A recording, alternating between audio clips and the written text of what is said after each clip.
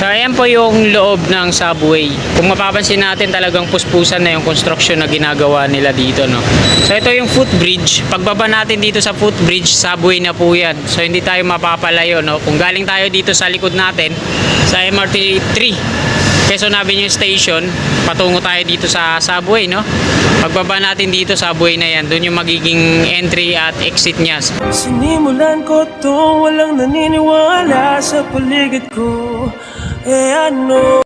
Yeah, magandang umaga sa inyong lahat mga kasikap. Welcome po sa panibago na naman nating update. At nandito po tayo ngayon sa may Quezon Avenue Footbridge. Ito yung viaduct ng Quezon Avenue Flyover. Nandito tayo sa ilalim. Pakanan, patungo po yan ng Quezon City Memorial Circle.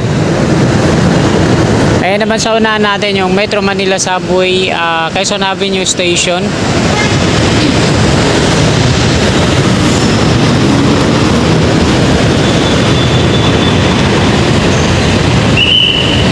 At ito naman sa ating kaliwa, ito yung mga patungong Spanya.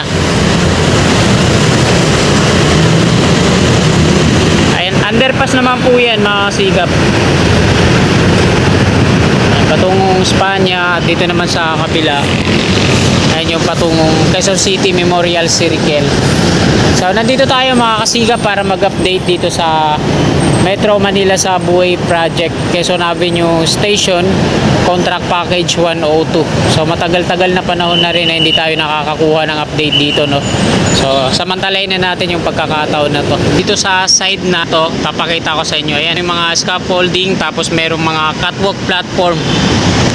Sa gilid po ito ng flyover kung saan tayo dati nahuli ng MMDA. Nakapwesto tayo dyan, no, habang kumukuha tayo ng update dun sa subway. Pakita ko muna yung paligid.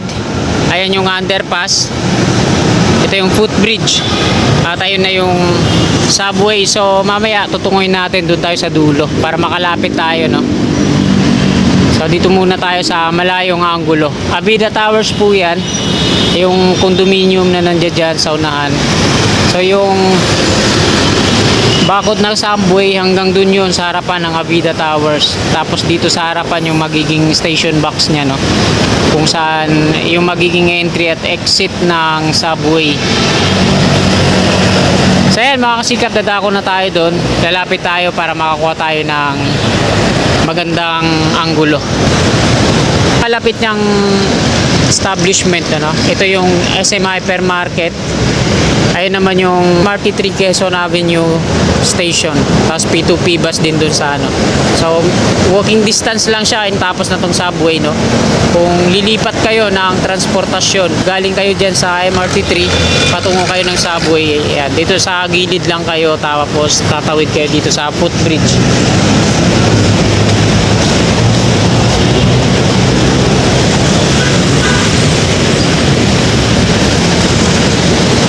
Patungong Commonwealth po yan, no. Quezon City Memorial Circle, eh, no. Kita nga dito yung ano nila, yung simbolo.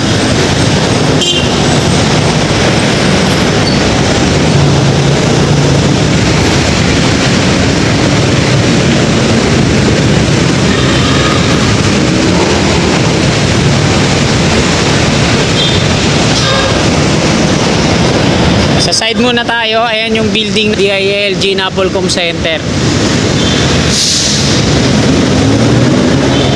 Ayan yung flyover, no, Quezon Avenue Flyover. Tapos sa baba, ayan, ang ganda ng mga paso, halaman, tapos naka bricks.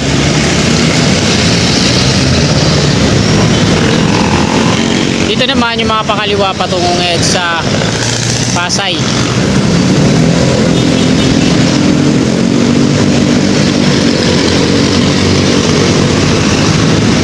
Ayan yung underpass. So diretso na tayo dito sa ating pakay.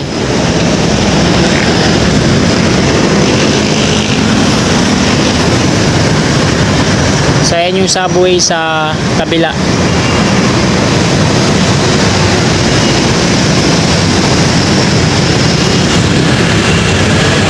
So i-zoom in lang natin para makita natin dun, no, malapitan.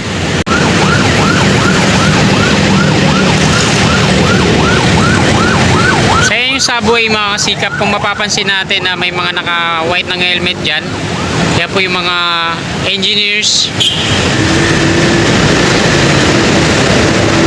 Dami na nating nakikitang mga materyales ng subway dyan. So napaikutan na yan ng bakod hanggang dun. Ayan, kita naman natin, no? Ayan yung Manila Seedling Banks. So hinati nila yung bahagi na lang ng Manila Seedling Banks, yung nandoon sa likod, yung Miriam Defensor Avenue, yung likod niyan. Ang dami nilang mga container dyan. Ayan, yung nakikita natin na mataas na yun, ayan yung crawler crane.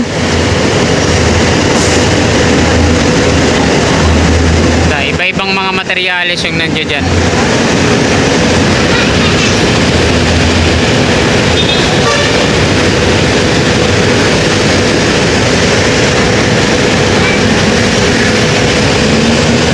So lapit tayo dito.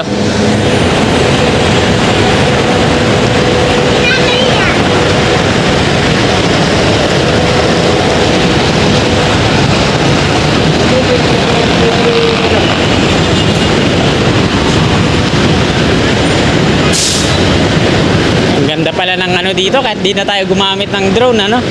So sana lang hindi tayo masita dito.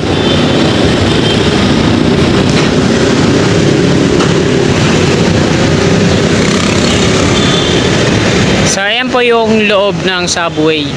Kung mapapansin natin, talagang puspusan na yung construction na ginagawa nila dito, no? So ito yung footbridge. Pagbaba natin dito sa footbridge, subway na po yan. So hindi tayo mapapalayo, no? Kung galing tayo dito sa likod natin, sa MRT 3 Quezon Avenue Station, patungo tayo dito sa subway, no? Pagbaba natin dito, subway na yan. Doon yung magiging entry at exit niya, harapan ng flyover. Yan. Along EDSA lang po ito, no? Yan. EDSA na to dito, flyover sa taas. So ayan na, ang daming mga ano nila dito, mga materyales. Yan. Iba't ibang container. Tapos mga steel beam. Ayan, ang daming mga steel beam doon. Tapos yung mga naka-pile doon na parang ano, mga synthetic na rail sleeper. Ayun, oh. Yung kulay maroon.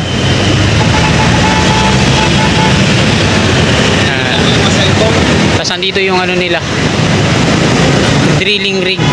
Tapos yung core drilling rig. Tapos ayun yung mga bentonite tanks. Ayan. Trevi din pala dito, no? Ayan, no? Trevi din pala yung contractor dito.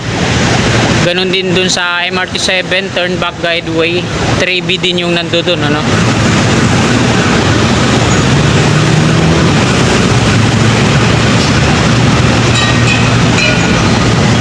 So dito muna tayo sa gilid. Ito yung sidewalk, no? Patungo doon. Tapos dito sa gilid ng sidewalk, kaya nilagyan nila ng layout parang kanal.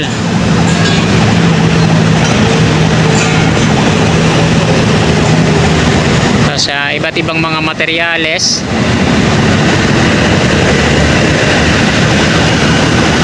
At ganun din dito sa baba. Ayan, oh.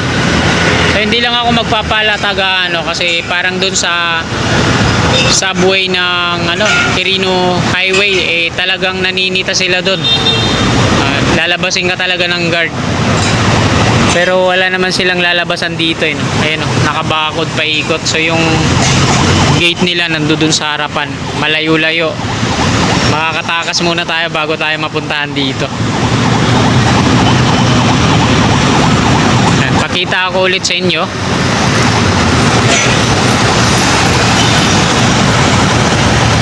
Ito po yung Metro Manila Subway Contract Package 102. Kasama po ito ng East Avenue Station. So sa East Avenue Station ay wala pang ganong progress.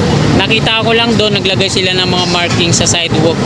Parang marking sa ata sa paglalagyan nila ng ganito, mga rib type na bakod. Yan.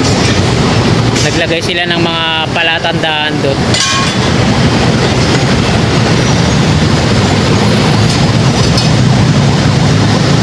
Ito yung core drilling rig, yung may soil mech na nakalagay, yung kulay blue na yan. Tapos ayan yung mga excavator, ayan, crawler crane, tapos napakaraming mga steel pipe, steel bar, ito yung tube na yan, tapos yung mga containers, at iba't ibang uri ng mga ano dyan, mga bakal, ayan, mga steel girder, tapos mga steel beam, ayan yung mga napapaloob dyan ngayon.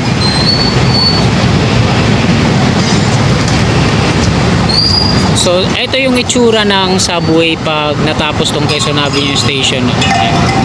Ito yung magiging entry-exit niya dyan sa harapan ng flyover. Tapos, paikot dito mga kasikap, paikot pa ganun. Magiging sidewalk, tapos yung bus bay. Dito magkakaroon ng bus bay. Paikot pa ganun. Tapos may mga landscape dito sa gitna. Ito, basta ito yung itsura nun. Kung hindi pa nila nababago.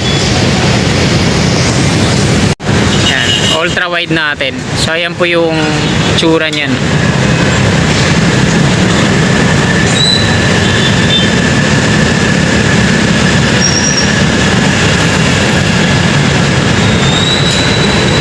Marami na rin silang part dito na nahukay, no?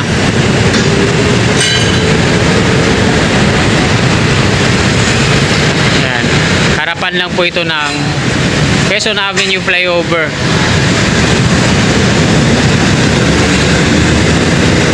So sa mga hindi pa po nakakapunta dito, no, ito po yung itsura niya dito. Magkakalapit lang. Ito yung subway, tapos Avida Towers dyan sa harapan, Ayala Land, tapos yung Pilam QC, P2P bus, North Avenue Station dun sa unahan. Magkakalapit lang sila dito, halos. Tapos mayroong sidewalk, tapos may bubong. At dito naman sa ating likod, tawid kalsada lang to. SM Hypermarket po yan dyan. Tapos MRT3, Quezon Avenue Station, at yung P2P bus station, magkakalapit lang sila dito.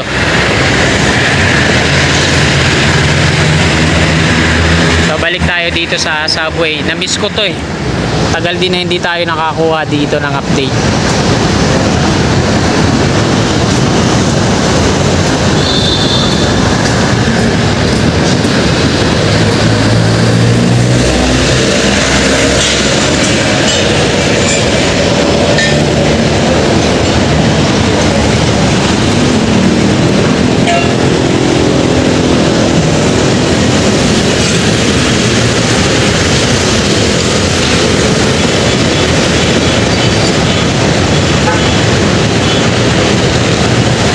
So ayan mga kasikap, dito na po natatapos tong video na to. Marami pong salamat sa patuloy niyong suporta sa aking munting YouTube channel. At sana, bago nyo lisanin tong video na to, pakilike na lang po. At sa mga kasikap natin na willing po sumuport sa akin, i-click lang natin subscribe dyan sa baba sa gawing kanan at yung katabi niyang bell. Maraming salamat po, magandang umaga, God bless po sa ating lahat. Sulat